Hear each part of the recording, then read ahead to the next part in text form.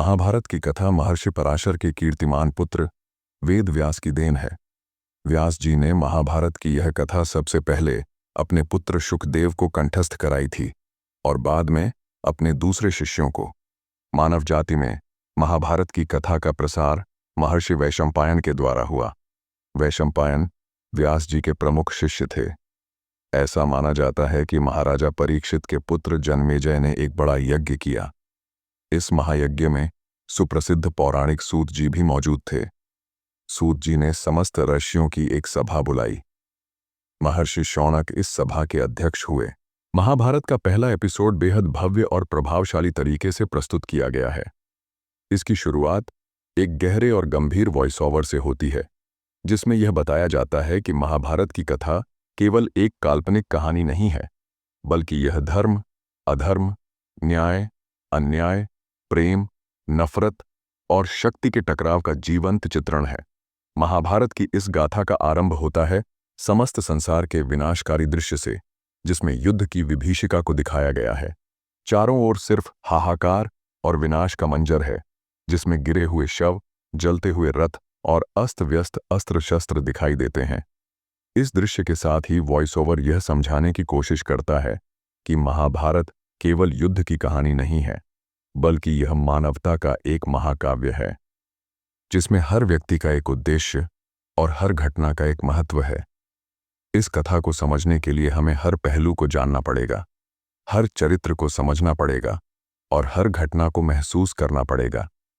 यह महाकाव्य हमें यह सिखाने की कोशिश करता है कि जीवन में सही और गलत के बीच का अंतर केवल परिस्थितियों पर निर्भर नहीं करता, बल्कि हमारे कर्मों और विचारों पर भी आधारित होता है। इसके बाद राजा भरत का परिचय दिया जाता है, जो अपने समय के महान शासक थे और जिनकी न्यायप्रियता और प्रजा के प्रति करुणा को दर्शाया गया है। राजा भरत ने यह सिद्ध कर दिया था कि राजधर्म में केवल वंश का महत्व नहीं होता, बल्कि कर्तव्य और योग्यताओं का भी महत्व होता है। राजा भरत ने अपने पुत्रों को त्याग कर एक योग्य उत्तराधिकारी को अपना राज्य सौंपा। यह घटना यह दर्शाती है कि एक सच्चा राजा वही होता है जो अपने कर्तव्य को वरीयता देता है, न कि अपने निजी स्वार्थ को। महाभारत की कथा का यह भाग यह समझाने का प्रयास करता है कि यह सिर्फ एक वंश की कहानी नहीं है, बल्कि यह जीवन की एक बड़ी शिक्षा है। महाभारत के युद्ध के पीछे की वजहें और उनके परिणाम भी इसी भाग में संक्षेप में बताए जाते हैं, जिससे दर्शक यह समझ सकें कि यह कथा क्यों इतनी महत्वपूर्ण है। महाभारत की इस महाकाव्य गाथा में हर चरित्र का अपना महत्व है और हर घटना का अपना एक अर्थ है। इसके बाद दर्शकों को उस समय की परिस्थितियों और प्रमुख पात्रों के जीवन से परिचित कराया जाता है। कथा के अगले भाग में राजा शांतनु और गंगा की कथा को दिखाया गया है। राजा शांतनु, जो हस्तिनापुर के राजा हैं, गंगा नदी के किनारे शिकार करते समय गंगा से मिलते हैं।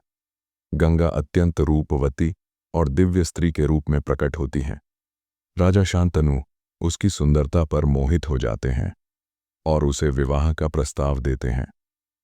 गंगा यह शर्त रखती है कि यदि वह विवाह करती है तो राजा शांतनु को यह वचन देना होगा कि वह कभी भी उसके किसी भी कार्य में हस्तक्षेप नहीं करेंगे, चाहे वह कार्य कितना भी अजीब या कठोर क्यों न हो।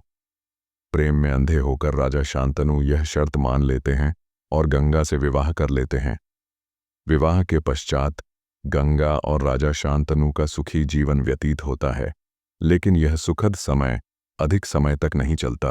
गंगा एक एक करके अपने 7 पुत्रों को जन्म देती है और जन्म लेते ही उन्हें नदी में बहा देती है।